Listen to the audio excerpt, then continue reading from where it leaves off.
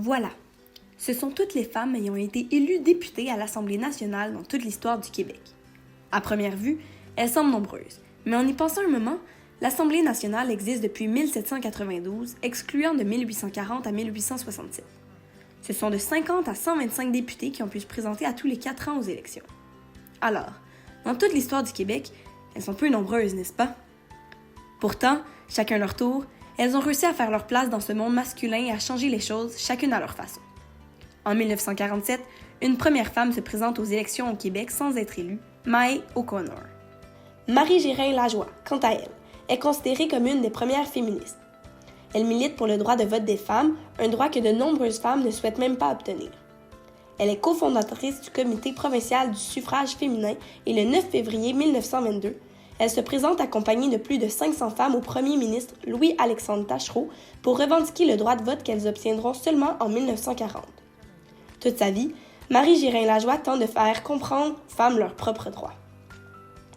Thérèse Casgrain, pour sa part, fonde en 1921 le Comité provincial pour l'émancipation des femmes. Elle milite aussi une bonne partie de sa vie pour le droit de vote des femmes. Elle s'occupe de la Ligue des droits de la femme de 1928 à 1942. Cette organisation revendique le droit de vote des femmes, mais aussi des changements au niveau social et juridique. En politique, elle se présente dans plusieurs comtés différents, mais ne sera jamais élue. De 1951 à 1957, elle dirige la Cooperative Commonwealth Federation, ou Parti social-démocratique du Québec.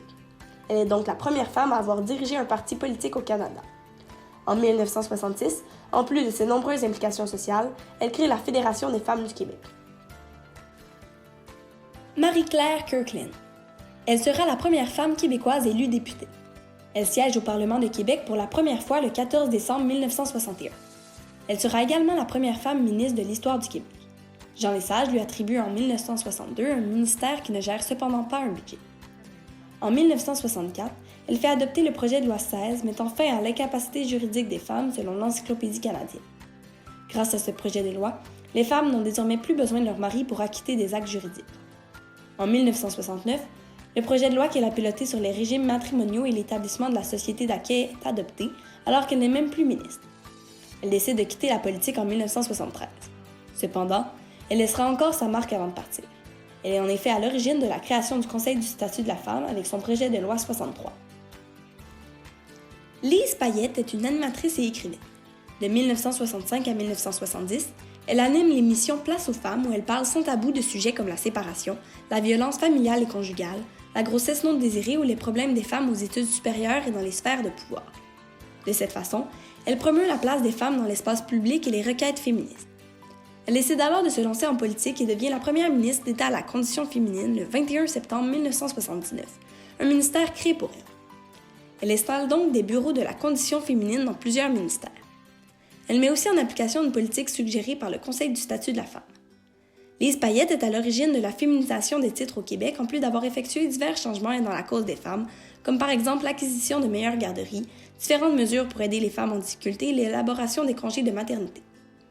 Une de ses grandes réalisations réside dans ses réformes au Code civil qui permet aux femmes d'avoir les mêmes droits et devoirs que leur mari. Grâce à Lise Payette, les femmes ne sont plus sous l'autorité de leur mari. Pauline Marois a quant à elle un long cheminement en politique. Elle est la personne ayant le plus de fonctions ministérielles à son actif au Québec. En 1981, elle est ministre d'État à la condition féminine. En 1995, elle devient la première femme ministre des Finances. En tant que ministre de la Famille, elle réussit à mettre en place des garderies à faible coût, ce qui libère les femmes de la charge familiale et leur permet d'aller travailler et de devenir indépendantes financièrement. Le 4 septembre 2012, elle devient la première femme première ministre du Québec. Françoise David devient présidente de la Fédération des femmes du Québec en 1994. Elle est aussi coordonnatrice du regroupement des centres des femmes en 1997. Elle organise plusieurs marches, dont la plus connue, du pain et des roses. Elle s'implique dans plusieurs causes et rejoint le Parti Québec solidaire en étant porte-parole. Elle est élue le 4 septembre 2012. Elle débute également le mouvement Et maintenant, en réaction au mouvement MeToo qui vise à dénoncer les agressions sexuelles. Elle a aussi été honorée au gala du 100e anniversaire de l'Alliance des femmes de la francophonie canadienne en 2004. Ces femmes ont réussi à frayer leur chemin dans ce monde masculin. Mais pourquoi est-il si difficile d'avoir accès au monde de la politique en tant que femme? Tout d'abord, les études démontrent que les femmes ont besoin de plus de temps pour s'engager dans le monde de la politique. Ce temps est entre autres nécessaire pour organiser leur vie familiale. En effet, dans un monde qui n'est pas encore égalitaire, la femme se sent généralement plus responsable de s'occuper de sa famille. De plus, on remarque que les partis politiques attribuent aux femmes des circonscriptions où elles ont peu de chances de gagner ou encore ont tendance à concurrencer des femmes contre des femmes. Le nombre de femmes élues ne peut donc pas augmenter de cette manière. L'aspect économique est également très important. Il est plus difficile pour une femme d'obtenir un financement pour sa campagne électorale. Selon Radio-Canada, le salaire moyen d'une femme politicienne est de 35 838 $, alors que celui d'un homme tourne plutôt aux alentours de 40 162 $. De plus, les salaires des femmes étant généralement plus bas que ceux des hommes et le coût pour des vêtements étant plus important, l'aspect financier laisse moins la chance aux femmes de s'engager dans la vie politique. Aussi, un mode de scrutin proportionnel permet mieux de laisser la place aux femmes puisqu'on peut intervenir dans la liste. Cependant, avec notre mode de scrutin majoritaire uninominal à un tour et aucune loi au quota n'aidant cette cause, la place des femmes reste difficile à obtenir en politique. Enfin, une recherche de Mélanie Thomas montre que plus il y a de femmes dans les positions de pouvoir dans les associations de circonscription, plus il y a de chances que cette circonscription nomme une candidate. Avec toutes ces difficultés, on peut comprendre que peu de femmes osent se lancer dans la sphère politique. Pourtant, leur place est très importante, et ce pour représenter au maximum la société. En effet, selon le livre « Des femmes au Parlement, une stratégie féministe », les femmes députées peuvent parler et agir au nom des femmes et ainsi introduire les expériences des femmes dans l'arène politique, des expériences autrefois considérées comme privées en vertu de la division traditionnelle des rôles selon les sexes, être en contact avec le mouvement féministe et porter ses demandes dans l'arène politique, tenir compte du critère du genre lorsqu'elles interviennent sur les législations, formuler des politiques femmes destinées à améliorer les conditions de vie de la population féminine, promouvoir un style parlementaire différent. Encore aujourd'hui, il y a grande place à l'amélioration et les femmes sont sous-représentées. De plus, la présence de femmes appartenant à une minorité est inexistante au niveau provincial et très faible au niveau fédéral. Alors, quelles sont les solutions pour que des femmes deviennent de plus en plus nombreuses à l'Assemblée nationale? Selon les députés femmes, les meilleurs moyens sont liés aux règles du jeu parlementaire, soit d'instaurer des lois et des mesures favorisant la présence des femmes et d'obtenir le soutien des collègues masculins.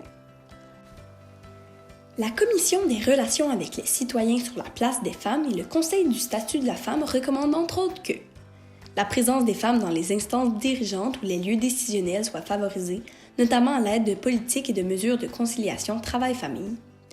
La visibilité et la valorisation d'une diversité de profils féminins en politique soient accrues. La loi électorale du Québec soit modifiée pour y inscrire le concept de zone paritaire comme fondement démocratique et électoral.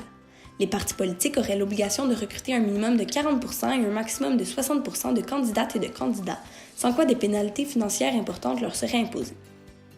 Chaque parti politique provincial propose un plan d'action pour améliorer son taux de candidature féminine et qu'un bilan des efforts déployés pour augmenter le recrutement des candidates soit rendu public. Pour ma part, je crois que dénoncer la situation et encourager les jeunes femmes à s'intéresser au monde de la politique est déjà un bon début. Les femmes doivent se sentir épaulées dans leur parti politique, mais également de la population et c'est notre devoir de les encourager sur cette voie. Alors, ce n'est pas les moyens qui manquent pour faire valoir un peu plus la présence des femmes en politique. Et comme vous avez pu le constater, plus il y a de femmes en politique, plus les droits et les conditions de celles-ci s'améliorent. En 2020, bien que la situation s'est améliorée, il reste encore de grands changements à apporter pour rendre ce monde plus juste et égalitaire. Alors, qu'attendez-vous? Encourager la place des femmes en politique, c'est encourager un monde plus féministe.